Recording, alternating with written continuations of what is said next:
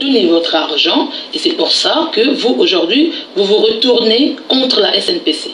Et donc, contre tout le système, par ricochet, Sassou Nguesso et Christelle et tout ce qui va avec. Est-ce que c'est vrai? Ça peut être vrai pour ceux qui fantasment hein, chez eux. Alors, qu'est-ce qu'il en est réellement? Il y en a qui fantasment. Qu'est-ce qui s'est passé réellement? Il faut que chacun de nous sache une chose. Quand une personne a travaillé, elle a des droits. Elle a des droits. Quand on travaille, on a des droits. Que l'on soit le frère, le cousin ou pas, si on a travaillé et qu'on est licencié, on a des droits. Sauf que moi, je n'ai jamais été licencié jusqu'à aujourd'hui, jamais licencié. D'accord? J'ai reçu une note où on m'a dit, parce qu'on avait eu des points avec les fonds vautours, qui avaient fermé la boîte, qui avaient saisi le bâtiment où on travaillait, et donc on s'est retrouvé sans travail, et j'ai reçu un courrier, moi en 2007, qui me disait de rentrer au Congo. D'accord? Il se trouve qu'avant que je reçoive le courrier, j'ai la chance d'avoir des contacts à nous. On se connaît un peu trop dans la SNPC. Et j'avais appris, des mois avant, que le nouveau PDG avait tenu une réunion à Pointe-Noire sur mon dossier, où il estimait qu'il voulait me virer. Il voulait trouver les moyens. Donc, M. Ngokana, il cherchait les moyens pour me virer. Et parce qu'il estimait que quand il a quitté la société en 2002, je ne l'ai pas soutenu. J'aurais dû me mettre de son côté contre mon frère, c'est ce qu'il me reprochait. Et donc il estimait qu'il fallait trouver un moyen pour me licencier. On m'a dit qu'il y avait une réunion qui s'était tenue à Pointe-Noire, en comité restreint, et on me donnait 6 mois ou 8 mois pour être viré. Et ça s'accélérait plus que ça. J'ai dit, ah bon? Il m'a dit, oui, t'inquiète pas, il va vraiment te virer, fais attention. Donc il se trouve que moi, quand je reçois le courrier, j'appelle quelqu'un dans la structure, je ne vais pas dire qui aujourd'hui, une personne très bien placée dans la structure, je lui dis, écoute, voilà ce qu'on m'annonce. Il me dit, oui, j'ai un courrier qu'on te prépare, qu'on va t'envoyer. Sache que le but, c'est de te virer. C'est pas de te faire venir au Congo, c'est de te virer. Je lui dis, mais pourquoi? Qu'est-ce que vous me reprochez concrètement? Alors il me dit, concrètement, Ngokana te reproche ton soutien à ton frère quand il y avait le conflit où il a quitté la boîte. Je dis, ok, je ne veux pas refuser, hein, si c'est ce qu'il pense. Donc, je reçois le courrier, je ne suis pas surpris. J'appelle la personne, je dis qu'est-ce que je fais parce que je reçois un courrier qui me dit de rentrer au Congo. Moi je suis en Angleterre depuis 96. La SNPC est venue à Londres en 99. C'est pas eux qui m'ont fait venir ici. Ils m'ont trouvé. J'ai fait mon travail. J'estime. Ça n'a rien à voir avec le fait que je sois le frère. Le fait que je sois le frère m'est permis de savoir qu'on recrutait des gens, c'est vrai. Mais le traitement que j'ai subi dans la structure de 99 à 2003 ou à 2007, les Congolais s'en foutent. Je vous dis quelque chose d'extraordinaire. Hein.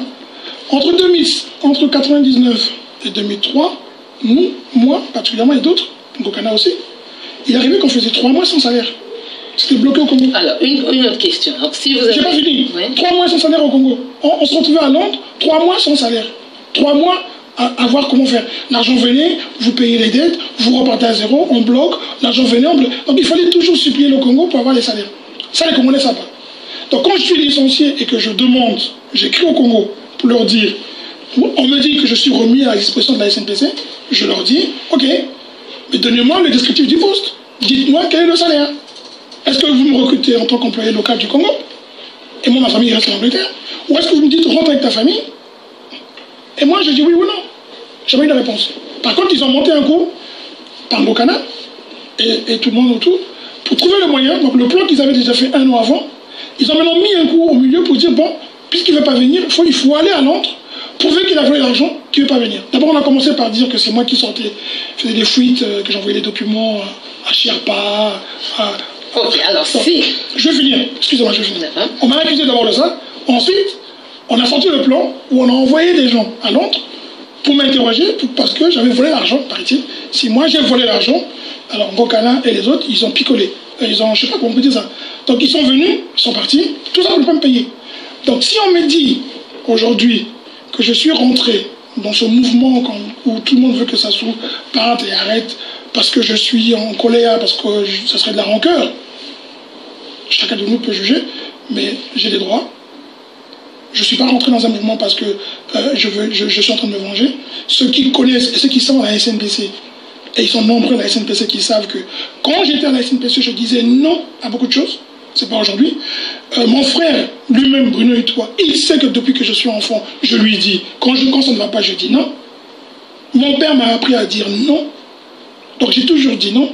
Nous avons eu des moments où dans la société, les gens se demandaient qu'est-ce que je faisais, parce que je disais non. Alors, en d'autres termes, si aujourd'hui ils vous donnent votre argent, oui. Admettons que c'est Denis Christel qui... Depuis 2007, je n'ai pas été payé. S'ils vous font un rappel de votre argent aujourd'hui, ils vous disent tu es des nôtres, tu restes avec nous. Denis Christel, dans quelques années, il remplacera son père et vous travaillez avec lui. Qui, moi? Oui. Tu es sérieux? Non, mais s'il vous propose. C'est une question? Oui. Il me connaît, Christel. Vous travaillerez avec lui? Non. Il sera président chez vous en République. Mais il ne sera pas président. Il va remplacer son père. Il ne sera pas président. Ça ne pose même pas la question. Il ne sera pas président. Il n'a pas vocation à être président. Non, cette question nous amène à l'actualité aujourd'hui. Président, parce qu'il ce serait une monarchie. Voilà, cette question nous amène. Nous avons entendu M. Emmanuel Macron. Hein? Christel, Kiki, Kaka, Nguesso, il ne sera jamais président. Vous voyez, pas mal des Congolais parlent, M. le Président Emmanuel Macron. Donc Sassou, quand il est venu, Sassou a signé des documents avec vous pour que son fils soit le prochain. Mais je vous dis, il ne sera jamais. Est-ce que vous voyez? C'est le destin du Congo appartient au peuple congolais. Les Congolais du pool ont élu Général Mokoko. Général Mokoko est derrière les barreaux, ainsi que d'autres. Donc nous sommes levés pour un Congo juste. Et on va se battre pour cela, Monsieur le Président. Voilà. Et on va continuer. On va continuer.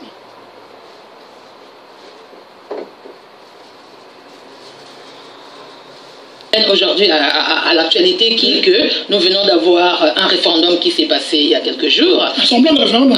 Enfin, un référendum, voilà. Ils appellent ça référendum, donc on appelle référendum, oui. Qui s'est passé avec un fort taux d'abstention. Tous les observateurs qui ont pu couvrir malgré tout, puisque la presse était interdite, la presse internationale était interdite, la presse libre était interdite, il y avait une certaine presse qui couvrait, et donc, mais malgré ça, il y a eu des gens qui ont quand même eu l'intelligence d'aller couvrir, pas couvrir, mais d'aller regarder, d'aller jeter un coup d'œil un peu partout. Ils ont sillonné dans toutes les villes et dans ils ont regardé les bureaux de vote et les mouvements des masses. Ils ont vu qu'il y avait un fort taux d'abstention. Pourtant, les résultats ne nous montrent pas ce qu'est la réalité. Donc aujourd'hui, on a un référendum qui va nous faire pondre une constitution. Et dans cette constitution, s'il se trouve que Denis Sassou Nguesso fasse entrer son fils dans le système qu'il va instaurer pour que son fils puisse le remplacer un jour. Ça, c'est le projet que moi, je ne peux plus appeler président. Je suis désolé parce que quand, par exemple, on dit que je suis proche de la famille présidentielle, je connais la famille par les liens familiaux multiples. Hein. J'ai des frères qui ont épousé le côté Nguesso, donc on est très proches, la famille. Mais quand on dit proche, ça veut dire que je les connais, on se tutoie. Mais maintenant, est-ce que être proche veut dire être aveugle? Est-ce que être proche de quelqu'un qui commet une erreur ou qui se trompe, en étant proche, on peut lui dire grand frère, tonton, oncle, papa. Moi, j'ai mes enfants, quand je gueule, je leur dis toujours, laissez-moi le temps de digérer mon erreur, parce que je me rends compte que je commets une erreur. Et puis, le lendemain, ou quelques temps après, quand l'enfant aura jugé que papa a baissé sa colère, je leur dis, venez me dire. Et ils viennent me dire, pourquoi tu m'as engueulé, qu'est-ce que je t'ai fait? Ils ont le droit de me dire, ah, tu t'es trompé. Quand je sors, je demande à mes enfants, est-ce que ma chemise, je l'ai bien mise? Ils me disent, non, papa, ta chemise n'est pas bien, change. Je change, alors. Mes enfants me le disent. Quand j'ai dit à mes enfants que, par exemple, au Congo, on veut que je rentre, j'ai eu des propositions. J'ai fait une réunion familiale, toujours. Non. Quand même, je ne prends pas de décision seule. Il se trouve que j'ai connu Christel. Et celui que je vois, je ne le reconnais pas. Aujourd'hui, il offre des permis de conduire aux jeunes Congolais, il offre des bourses aux jeunes Congolais et même au Congo démocratique. Hein, il offre des bourses d'études aux Congolais démocratiques avec l'argent du Congo. Pour être au pouvoir. Ça, c'est pour acheter les voix. Pour qu'il reste au pouvoir. Enfin, ça, c'est Christel. C'est pour acheter les voix, oui, ça, c'est pour acheter les voix. Pour qu'il reste au pouvoir, il n'est pas au pouvoir. Mais bien sûr, il est déjà au pouvoir, qui contrôle une partie de la SNPC. La SNPC, c'est déjà le pouvoir. Quand on est directeur général adjoint de la SNPC, on a déjà le pouvoir du Congo. Parce qu'on sait où va l'argent, parce qu'on sait qu'il faut payer, il ne faut pas payer. On sait la SNPC est un grand pouvoir. Sous-estimer la SNPC, c'est comme sous-estimer son adversaire. Comme les Congolais sous-estiment le pouvoir de la SNPC sur le contrôle du Congo. Donc Christelle sera le prochain président au Congo? Non, il ne sera pas si les Congolais continuent à ce que j'ai vu, ce que j'entends. Il se trouve que j'ai la chance d'avoir créé un journal, hein, que j'ai créé une petite entreprise où j'ai mis donc certaines activités un peu par ici, et par le journal, on m'informe. Il se trouve que ce que je trouve déplorable en ce moment chez les Congolais, c'est que ceux qui sont à l'étranger, la suspicion, elle est trop forte. Elle n'est pas que d'aujourd'hui. Hein. Moi, quand je suis venu à Londres en 1996, on me soupçonnait déjà d'être un sorcier. Oui, mais bon, ça... Non, c'est important, oui. C'est important. Si les Congolais sont dans la division aujourd'hui, s'ils sont tombés dans le piège du pouvoir qui a réussi à les diviser, Christelle sera présent toujours. Il sera président un jour. Si les Congolais sont unis, Christelle ne sera pas présent au Congo. Donc, pour vous, les Congolais doivent être unis pour barrer la route à Christelle? Oui, parce que si vous dites à quelqu'un comme moi que vous êtes du Nord, et c'est ce qui se passe au Congo, pourquoi le pouvoir aujourd'hui s'assied au Congo et il arrive à s'asseoir depuis longtemps? C'est simple. Ils disent, et ça je le sais, ils disent aux gens du Nord, si ça s'en va, vous êtes foutus. Regardez, quand on va sur Internet. Et est-ce que, juste une question, madame, est-ce qu'au Nord, il n'y a pas de gens suffisamment intelligents pour pouvoir réfléchir et voir qu'on ne peut pas vous prendre pour des idiots, pour des imbéciles, pour des gamins, et vous dire, si le pouvoir s'en va, Là, vous dites vous dire. Et vous dites les gens du Nord. Les gens du Nord n'existent pas. Les Congolais qui habitent le Nord. Oui, mais alors, les Congolais qui habitent au Nord. Le Nord a existé avant Sassou Nguesso. Sassou Nguesso a trouvé le Nord. Une question. Sassou Nguesso a trouvé le Nord. Donc Sassou Nguesso laissera le Nord. D'où vient que aujourd'hui Sassou Nguesso soit celui qui garantit la vie au Nord? Je donne un exemple simple. J'ai un petit frère qui a étudié, qui est médecin. Il est aujourd'hui, il travaille au Gabon, pas au Congo. Il a été payé et formé par le Congo. Il est rentré au Congo pour travailler. On lui a dit, tu attends à la maison. Il a dit, si je reste à la maison, je ne vais pas pouvoir travailler. Il est allé voir le directeur général, que l'on connaît, qu'on appelle grand frère, qui l'a baladé. Moi, mon frère, son frère à lui, qui est le mien, est ministre. Il n'a pas pu trouver travail à son frère au Congo. Le petit frère a trouvé du travail au Gabon. D'accord? Mon petit frère a un ami qui a le même problème que lui. Lui, il a trouvé du travail au sud, en Afrique du Sud. Le même problème, hein? Mon frère a quitté le Congo parce qu'il n'a pas pu trouver de travail. Lui, vous dites, il est du Nord. L'autre, il est du Sud, c'est connu. Il est parti en Afrique du Sud trouver du travail. Les deux n'ont pas pu trouver du travail au Congo. Il faut m'expliquer à moi pourquoi celui qui est parti en Afrique du Sud trouve que mon frère est favorisé par les nordistes et qu'il prône la suprématie de ce qu'ils appellent les gens du Sud, qu'il faut créer l'État du Sud, parce qu'il faut exterminer les gens du Nord. Parce qu'il n'a pas trouvé de travail. Dans le même cas que mon frère. Lui, il dit on va tuer les gens. Vous dites exterminer les gens du Nord. Mais il y a un problème en fait, parce qu'il y a quelque chose qui s'entend, qui circule en ce moment, qui circule mais très fort, oui. Parce qu'on voit que chaque fois qu'il y a des problèmes au Congo, Denis Sassou Nguesso, le président congolais, fait venir des forces armées étrangères pour venir massacrer les Congolais, et ça se passe toujours du côté du Sud. Et donc toutes les forces étrangères qui viennent au Congo massacre les populations du Sud. Et quand il faut faire des enlèvements, des disparitions, des tortures, ça se passe sur les populations du Sud. Et les populations du Sud disent, donc apparemment, il y aurait un plan d'extermination du Sud, parce que ce serait le plan de Sassou Nguesso pour avoir la main mise sur les richesses du Congo qui seraient entièrement basées au Sud, et que les sudistes l'empêcheraient de travailler, enfin de les exploiter en sa faveur. Oui. Qu'est-ce que vous en pensez? Mais c'est une stratégie, elle est élaborée aux yeux des Congolais et ils ne le voient pas. C'est simple, hein? Pour moi. Il a besoin de tuer au Sud pour dire aux gens, aux habitants du Nord, vous voyez, si je ne le fais pas, ils vont vous tuer. Et aux habitants du Sud, il faut apporter des preuves de ce qu'on dit déjà. Oui, mais les armées étrangères qui tuent, on les voit, ils tuent au Sud. Quand on dit armée étrangère, moi je suis sûr... les mercenaires, je suis sûr que les Congolais, ceux qui dirigent ce pays, savent que la plupart des gens qu'on voit, et le ministre Boao l'a dit l'autre jour, sur Africa numéro 1, il a bien dit, il était ministre de la Défense, il a dit, au Congo il y a des militaires déguisés, ce ne sont pas des militaires. Et on sait qu'au Congo, la plupart des gens viennent d'Oyo, viennent de Tchombicho, ce n'est pas forcément des mercenaires. C'est des Congolais qui sont apparentés à la tribu du président qu'on a formé. Donc ils viennent tuer les populations du Sud. Mais le plan d'extermination du Sud. C'est pas un plan d'extermination, comment je veux dire, c'est pas un plan, moi je ne peux pas dire extermination, c'est un plan pour... mais il y en a qui appellent même ça génocide. Hein. Oui, un plan de génocide du Sud. La Cour internationale. Donc, voilà, ils disent... La Cour internationale pour le dire. Le plan serait que Sassou Nguesso devrait exterminer, dans son plan, il devrait exterminer tous les 5 ans 200 000 personnes, 100 à 200 000 personnes du Sud pour éliminer toute la population du Sud. Non, et puis, pas. Ce que je dis, ça, c'est ce que les gens disent. Oui, c'est ce que les gens disent. Mais moi, ce que je veux dire, c'est que les gens qui sont... ceux qui prônent aujourd'hui le Congo avec K, ou qui mettent la République du Sud, ils participent à renforcer la terre. Mais le Congo avec K, il parle du royaume. J'ai pas fini. Mais le royaume, on a dépassé. Le royaume, c'est en Angleterre. Sinon, moi, si je peux dire le royaume Téké, parce que je suis Téké. D'autres viennent me dire le royaume Luango, et on n'a pas fini. On dit la République. Il n'y a plus de royaume. Le royaume, c'est terminé, c'est la République aujourd'hui. D'accord? Ce que je veux dire, c'est que les Congolais doivent savoir que le président Sassou, c'est pas un homme qui est bête, il est intelligent. Ce qu'il fait là, il a prévu ça il y a des années. Il a besoin de convaincre les gens qui sont au Sud que les gens du Nord ne vous aiment pas. D'accord? C'est vraiment théorique. C'est vraiment ce que je dis, moi, ça n'engage que moi.